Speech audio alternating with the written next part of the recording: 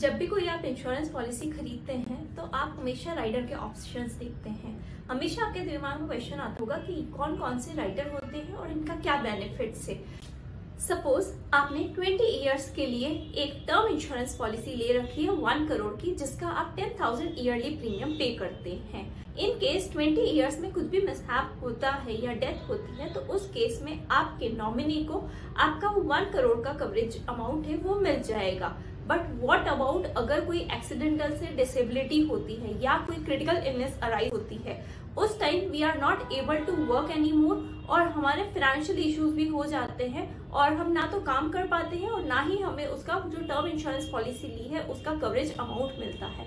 तो इसी को सॉर्ट करने के लिए कंपनीज ने कुछ राइडर प्लान किए हैं। अब ये राइडर कौन कौन से होते हैं? एक्सीडेंटल डेथ बेनिफिट राइडर, अगर एक्सीडेंट के थ्रू डेथ हुई है तो एक एडिशनल कवरेज अमाउंट है वो आपके नॉमिनी को मिल जाएगा। सेकंड, क्रिटिकल इलनेस राइडर, अगर कोई क्रिटिकल इलनेस डायग्नोस होती है तो जितना भी सम एश्योर्ड है उस राइडर का वो आपको मिल जाएगा, जिसके थ्रू आप अपना ट्रीटमेंट करा सकते हैं। थर्ड, इनकम राइडर, कोई भी मिसहैप होने की वजह से या डिसेबिलिटी की वजह से अगर आपकी इनकम बंद हो गई है तो वो पॉलिसी आपको एक रेगुलर इनकम प्रोवाइड करती है, इसे कहते हैं income rider. Waiver of premium, कोई भी फाइनेंशियल लॉसेस की वजह से अगर आप प्रीमियम नहीं पे कर पाते हैं बिकॉज ऑफ द डिसेबिलिटी या क्रिटिकल इलनेस, तो वेवर ऑफ प्रीमियम का लॉ है जिसके थ्रू आपका प्रीमियम वेव कर दिया जाता है पर बेनिफिट सेम रहते हैं उस पॉलिसी के।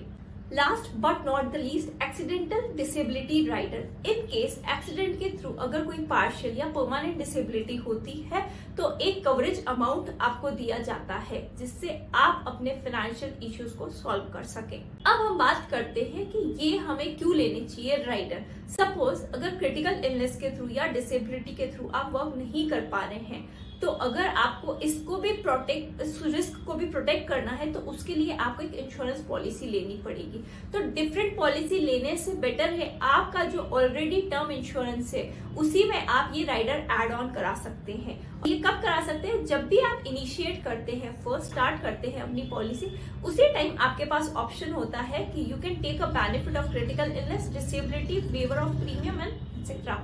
अब ये बात करते हैं कि इन राइडर का प्रीमियम कितना वेरी करता है।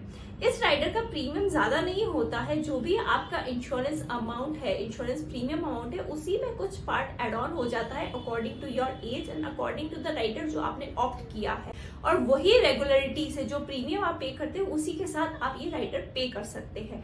तो अगर आपको सारे फाइनेंशियल क्राइसिस को प्रोटेक्ट करना है तो आपको राइडर ऑप्शन उसमें ऑप्ट करना चाहिए, ताकि कोई भी फाइनेंशियल इमरजेंसी आए उसमें आपका जो प्रीमियम पे कर रहे हैं तो उसका बेनिफिट आप ले सके।